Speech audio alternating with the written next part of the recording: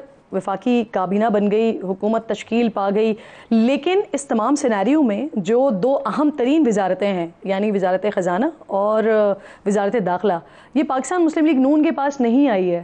इसके पीछे क्या वजह नज़र आती है आपको? नहीं, ये कहना कि नून लीग के पास नहीं आई है, कोई ये विरासत नहीं होती कि इसमें आप रहेंगे। तो हुकूमत बनाई ना उन्होंने, लेकिन नहीं, उनके पास हुकूमत नहीं बनाई तो लोग आए हैं उसके अंदर, वो उसी जमात, उसी हुकूमत का हिस्सा हैं, वो जमात उन्हें इलेक्ट भी करवा रही है, तो इसी पार्टी से हैं।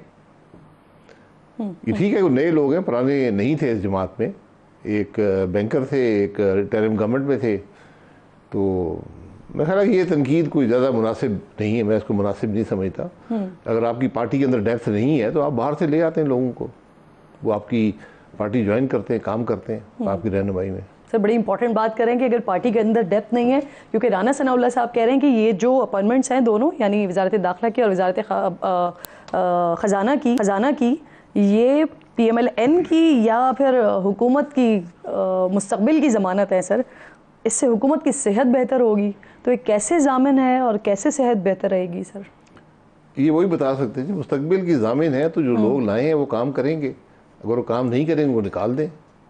यही होता है ना, वज़ीर आप रखते हैं, वज़ीर काम करते हैं प्राइम मिनिस्टर की प्लेयर पे, यानी वही उनको रखते हैं, वही निकाल सकते हैं किसी वक्त भी। तो इसलिए राना साहब शायद ये उनका कहने का मकसद है कि लॉयल्टी का एलिमेंट इन जॉब में होना चाहिए। इस बात में कुछ वजन भी है, लेकिन मैं नहीं समझता हूँ कि आपको इन दोनों अफराद की लॉयल्टी पे कोई शुबा करना। लॉयल्टी मुल्क को होती है, और इन जॉब में तो स्पेशली आपको मुल्क को पहले रखना पड़ता है जमात से।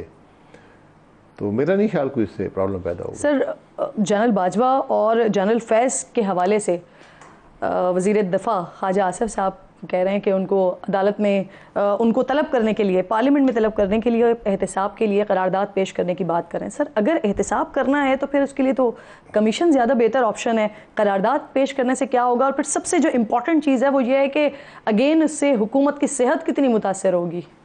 देखिए, ये बात जहाँ तक मेरी नॉलेज है, ख्वाजा साहब ने TV प्रोग्राम में कही है।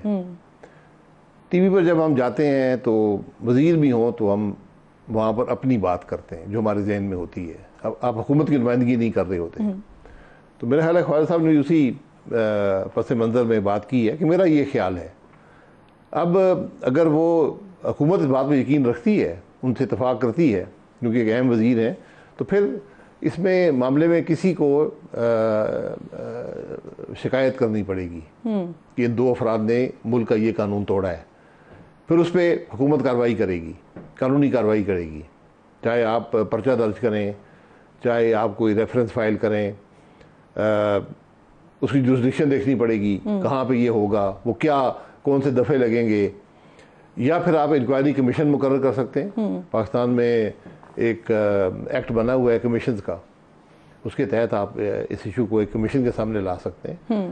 आप पार्लियामेंट्री कमेटी भी इस मामले को देख सकती है, लेकिन वो ज़रा पेचीदा मामला होता है, और उसमें उसकी जो इफादियत है या उसका जो दायरा इख्तियार है वो भी चैलेंज हो जाता है, और उसमें आप किसी को सज़ा वगैरह देने के इख्तियारात नहीं रखते। मेरा हमेशा ये ख्याल रहा है कि इन चीज़ों में पढ़ने के बजाय बेहतर है कि पहले एक ट्रूथ कमीशन बना दें, हक़ाइक़ इस मुल्क में अवाम के सामने रख दें कि होता क्या रहा है। अगर जनरल बाजवा साहब ने कुछ किया है, उनका ये 6 साल का दौर गुजरा है, ये रीसेंट दौर है जी, 2016 से लेकर 22 तक, तो वो सबके जहन में ताज़ा है। तो लोग अगर बता दें कि जी जनरल बाजवा साहब ने ये काम किए, अच्छे किए हैं, बुरे किए हैं, दूसरे आगे बता दें कि जनरल फैज़ साहब ने ये काम किया है, कोई आगे बताएगा ये उन्होंने अच्छे काम किए हैं। हर आदमी अपने जो जानता है उस मामले के बारे में वो आकर रिकॉर्ड करा देगा, और ये बात पाकिस्तान के अवाम के सामने चली जाएगी कि होता क्या रहा है। सही सही। और तो ये इसमें फिर बहुत से पर्दानशीनों के नाम भी आ जाएंगे, फिर आपको एक पूरे मुल्क में सर्कस शुरू हो जाएगी। और आप सर क्या जानते हैं सारे मामले में? वैसे नहीं, मैं क्या जानता हूँ, मैंने उनको कोई कानून तोड़ता हुआ देखा नहीं है। मैंने नहीं देखा कि जनरल बाजवा साहब ने आईन तोड़ा हो, कोई कानून तोड़ा हो, या फैज़ साहब ने तोड़ा हो। अगर उन्होंने कुछ किया है तो उसको डिफाइन कर दें कि क्या उन्होंने कानून तोड़ा है। अब वो आर्मी चीफ थे बाजवा साहब, और जनरल फैज़ साहब पहले ISI के एक DG के ओहदे पे थे, फिर DG बन गए थे, हेड थे ISI के। तो उनका जो दायरा इख्तियार था बड़ा वसी होता है, उसके अंदर जब आप जाएंगे तो बड़ी पेचीदगियाँ पैदा होती हैं। तो मेरा ख्याल है कि पहले एक ट्रूथ कमीशन बना दें, हकायक आ जाएं और हकायक तक ही छोड़ दें। ये प्रोसिक्यूट करना, ये एहतसाब करना, एहतसाब का लफ्ज़ हमें बड़ा पसंद है, बहुत हमें शौक़ है, हर आदमी एहतसाब की बात करता है। आज तक किसी का एहतसाब हुआ नहीं है। आप हमारे मुल्क की तारीख 70 साल में किसी शख्स का एहतसाब नहीं हुआ।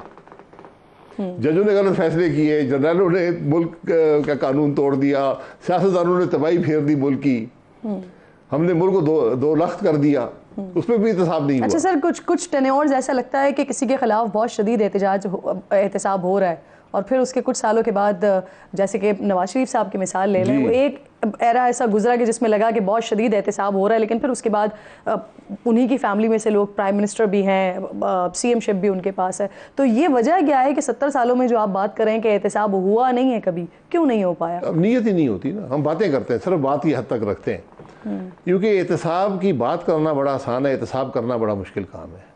कानून के तकाजे आपने पूरे करने होते हैं, कानून के तकाजे हैं। आप करप्ट, हर आदमी को हम करप्ट कहते हैं, हर आदमी पे चार्ज है, ये करप्शन कर गया है भाई, फिर पकड़ें उसको, उस पर चार्ज करें कि तुमने ये करप्शन की है। वहाँ पे हम जाते नहीं हैं क्योंकि कानून के तकाजे हम पूरे नहीं कर पाते। हालांकि क्यों सर जी, क्यों? कानून के तकाजे हैं ना। मैं आपको कहूँ जी आप 500 अरब की करप्शन कर गए, तो अब तकाजे पूरे करें उसके, कहाँ पे मैंने करप्शन की है।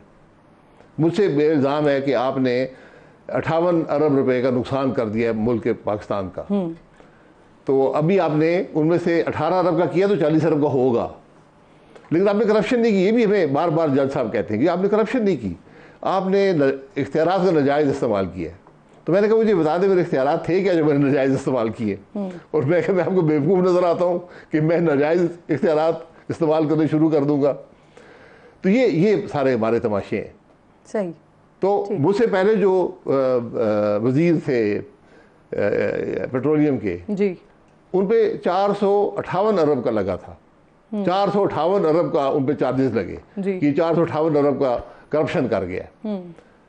कोई 6 साल वो केस अदालतों में पड़ा रहा हो, कोई उस पर शहादतें नहीं आई, कुछ नहीं हुआ, और बिलाखिर होगा नहीं ये केस गलत था, ये ऐसा कोई सबूत नहीं है। तो इसलिए अगर आपने करप्शन पकड़नी है तो इसका बड़ा आसान तरीका है, इस नैब को बंद करें और हर एक की टैक्स रिकॉर्ड्स, टैक्स के कानून इस्तेमाल करें। सही सही। जो आदमी भी पैसे खर्च करता है उसकी आमदन होनी चाहिए, चाहे मैं वज़ीर हूँ, वज़ीर आज़म हूँ, जर्नैल हूँ, जज हूँ, जो भी हूँ, मैं जो मेरे खर्चात हैं उस पर आमदन, कोई आमदन हो जाए खर्चात कर रहा हूँ। हुकूमत को सब पता है आपके खर्चात क्या हैं, या कोई चीज़ ढकी छुपी नहीं है।